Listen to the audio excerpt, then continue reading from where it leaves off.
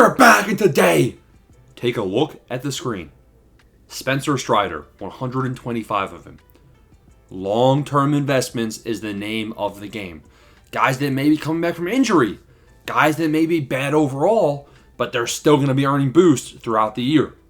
Let's get into the video, man. We have a lot of things to talk about, and we're going to go over a couple of guys first that are injured. Spencer Strider's number one. Now, I'm actually big on Spencer Strider. I think he can actually definitely go up in price by up to number one May 2nd. The reason being, he's had 2 rehab starts. He has one more rehab performance, I believe Thursday-ish. But after that, in a week or two, he's back and pitching for the Braves. And man, the Braves can definitely use his help. And he's been dealing in all of his rehab performances. So I think he's going to be an immediate impact. And as soon as we get positive news, I can see his price going up a good bit. So that's the number one long-term investment of the video. But we got plenty of more. So the way we're going to do this is we have about like 10 plus guys that are actually like healthy, that are long-term investments. But first things first, let's go over some guys that are injured. Royce Lewis is always an 81 overall because Royce Lewis is always off of the field. Now this is a long-term injury because, they're getting positive news about his hamstring strain. But he's still weeks away. Weeks. Don't buy in now, man. But a lot of these guys, you can buy in down the road, have them on your radar. Because Royce Lewis is a very, very talented hitter that I think can potentially go diamond if healthy. So long term right there. Another guy that's injured, Shane McClanahan. Now the good thing about Shane is that his price was high to start the season, so people actually like him. People will escalate his price. You can see he was over 600 stubs coming in, man. And then he got that little elbow scare during his start in spring training. But it wasn't an elbow injury, just nerve inflammation. But, I mean, he's coming off Tommy John, and nerve inflammation is not good. They don't really have a timeline on his return. But I would expect him to be back by at least the beginning of June, right? That's what I would expect. Next, not as long-term of an injury. Grayson Rodriguez. He's going to be such a good pitcher flip opportunity when he makes his first start back. And he'll be making his first start back, actually, a little bit sooner than you might think. He was placed on the 15-day injury list pretty much the end of March. So we're kind of nearing the chance where he can potentially make a return.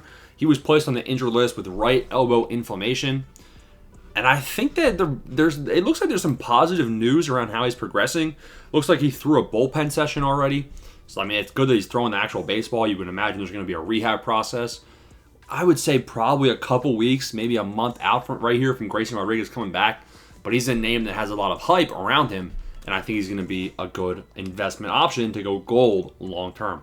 Brandon Woodruff. I really like him as well, man. I'd be shocked if he's not a gold by the end of the year. Coming back from a shoulder injury. And he's back-ish. He's going to be doing a simulation game. The day you're watching this... Actually, no, never mind. The day I'm recording this video, the day before you're seeing this, he's doing a simulation game. And then he goes to Nashville to start a 30-day rehab assignment. That's right, 30 days. So we're a month out from seeing Brandon Woodruff on the bump. But look at his Ks per nine, 63. This is the guy that gets strikeouts. And the Brewers, they're going to get them somebody good. Oh, wait, they're not. Because he might be... Is he on the Brewers? I actually saw some stuff about the Brewers potentially trading him to the Mets. I don't know what's going to happen, man. Mets predicted to go after a trade for Brewer star. Brandon Woodruff could be back in about a month, and he could be a very good investment, man. Guys that have not too many stats to start, guys that come back from injury, those are kind of my favorite type of investments once we're about a month or two in. So put them on your radar. Now we go look at guys that actually aren't injured, but they're long-term, and we'll talk about why and if you should be investing in them. Jimmy Garcia. How do you spell his name? There we go. He's quick sell. He is quick sell, and he is off to a hot start. 4 1/3 innings pitched, 2 hits, 5 strikeouts, 1 walk, and opponents have a 0 batting average with guys in scoring position. He also has a 0.0 ERA. Solid start to the year, diamond potential.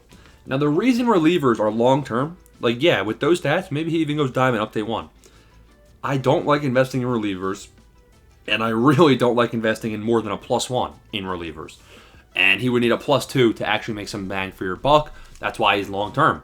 Same thing as the next guy. Now, Matt Strom actually went diamond last year, but I think he actually went from 84 to 80. He went from 84, I think, if I remember correctly. But either way, Matt Strom, 4 2/3 innings pitched to start the year, 3 hits, 6 Ks, 2 walks. This is a guy that's been diamond before. Maybe he finds his way back as the Phillies kind of are relying on him heavily in their bullpen. Jackson Chourio is the next name.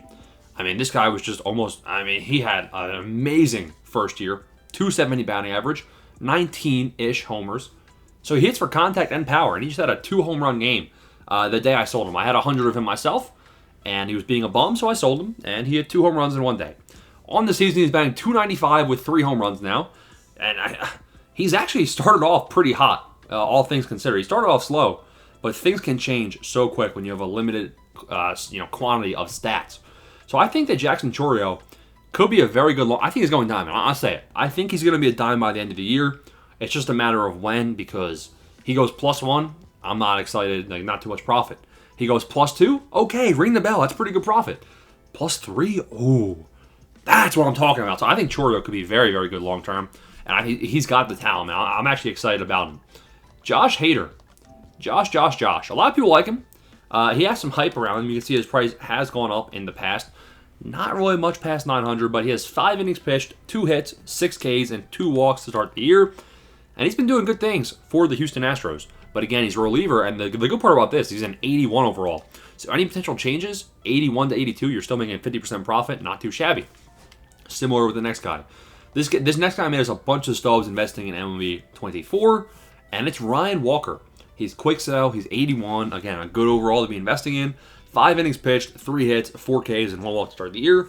This guy will limit the walks in real life. It's just a matter of if he can get a lot of strikeouts coming out of that Giants bullpen. But the Giants actually look pretty good to start the season off. We got Ezekiel Tovar. I mean, Tovar and Chourio, long-term, short-term, D's nuts, who cares? He's good. He is a good, talented player. But power. What kind of power are we going to have from Tovar this year? He's batting .282, and he has 0 home runs. So that's not good, considering the one stat he needs is power. He has triples, but that ain't going to get it done, buddy. I could see Tovar going +2, though, just based on contact and batting average alone. But longer term, I don't even know what his ceiling is. It really depends on what kind of power numbers he can put up at Coors Field. Cole Ragans. Long term, short term. First off, he's both. He is both. The reason being, short term, I see him going up. Long term, I see him going up. I think that this guy is going to be an 84 overall, quicker than we expect. So he's going to make people a lot of stubs, I believe. He started off the year very bad with a trash start. But he followed it up with a second performance with 11 strikeouts. So don't mind if I do. So his stats on the season are kind of mid, but he's talented. Talent is what you look for in a long-term guy. Edwin Diaz. A lot of people tell me to look at him. I looked at him, and I like it. This guy has diamond potential. We've seen him be diamond before. Started off the year really good. 4 innings pitched, 3 hits, okay. 6 Ks, okay. 49 walk per 9 in game. 0 walks to start the year through 4 innings. Keep the walks down, get the overall boosted. Simple as that for Edwin Diaz. And now we have somebody that, if the update were today, would probably get a -5. Roki Sasaki. He's been trash. 8 2/3 innings pitched with 11 walks. Oh my God, it's Blake Snell.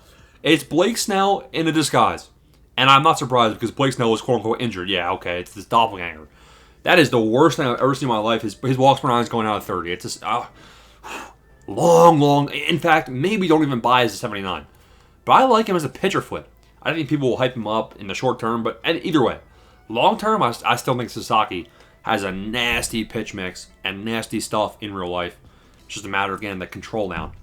Now we got one more final name, and this is similar to Cole Ragans. I really believe in this guy's talent. I think he's going to do good this year.